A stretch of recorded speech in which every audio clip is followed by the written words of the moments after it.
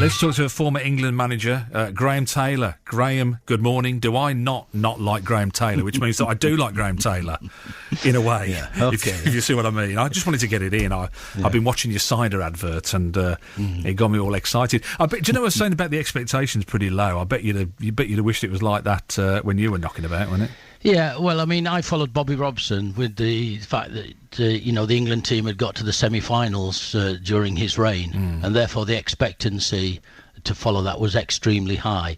But to not qualify, as a manager, you have to take responsibility of that. And so, from a personal point of view, every 4 years the World Cup comes round, and believe me, it's not an easy thing for me to handle on occasions. But what I did decide, because of the treatment I received from the media, I made a decision that this is when you have to stand up and you don't put it to one side, but you don't go and hide yourself away. I wonder whether it's worse though now, Graham, because I mean you mentioned the media, and you're right. I mean they will jump on anything the first chance that they get if it makes a story, particularly the papers, the newspapers. But in this day and age, I don't know if you're on social media, but with social media, I was looking on Twitter recently some of the warm-up games, and I really quite enjoyed the warm-up games. I don't know about you. I kind of thought they decent performances and they're enjoyable football, and it looked quite positive.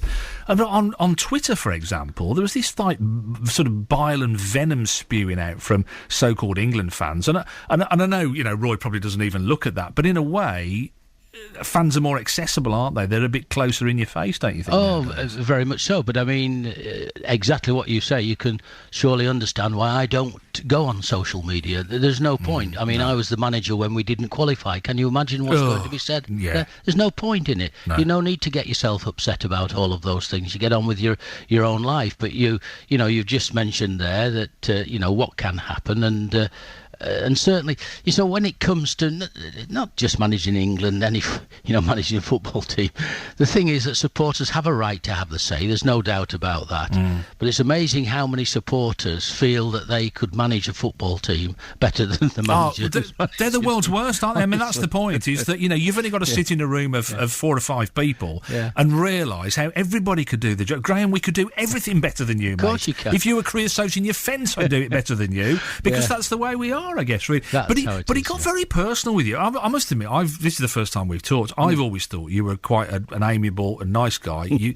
I presume you never got up any day and thought, right, I'm really going to scupper England's chances now. Let's see if I can do my possible worst. You always got up and gave your best. Yeah. It got very personal, though, didn't it, with you? Well, right at the very end, it was a situation, wasn't it, with the turnip and things like that. And then,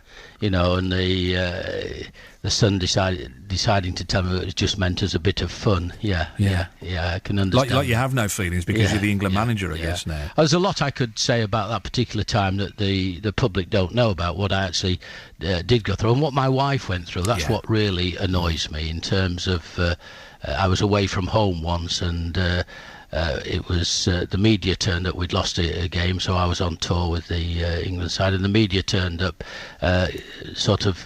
Nobody could get in. We lived in a cul-de-sac at that time, and my wife phoned me, and she'd asked, she couldn't get into the garage. She had her mum with her who was in a wheelchair, and this fella said to her, well, we've come to do an interview about England losing, and she said, I don't do interviews. And the gentleman from one of the red top newspapers said, it's about effing time you started, love. And gives you an idea, doesn't it? Really, I'm just saying that because the public don't know that. No. And no, I must admit, I mean, I've had similar experiences with brushes with the red tops, and they're exactly the same. The attitude is vile. I'm just looking in the Mail today. Not your average England boss. They're talking about Roy Hodgson, that he speaks 7 languages, he loves opera, and then it says at the bottom, can he succeed where the wide boys and spivs failed? I don't know which camp would you put yourself in? I know Roy. I've known Roy over many years as well. Yeah. And I mean, the one thing that I said, I wish I'd been the England manager when I was 64 and not 44. You're right. And Roy, it's a job in many respects probably better to come towards the end of your career. But Roy is as I've said before, Roy is the first Englishman to be appointed manager of the England team who's had World Cup experience before, and I think this is a big plus.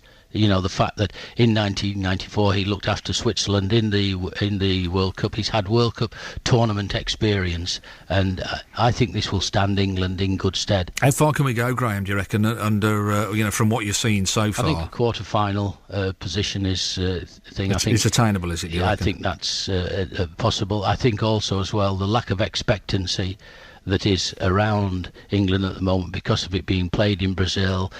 They're looking at the group and thinking it's hard. I don't think the group is as hard as people are quite making out, but I really do believe that there isn't that expectancy on the team, and that can undoubtedly help. Do you know what I mean? There's no doubt about it. Yeah.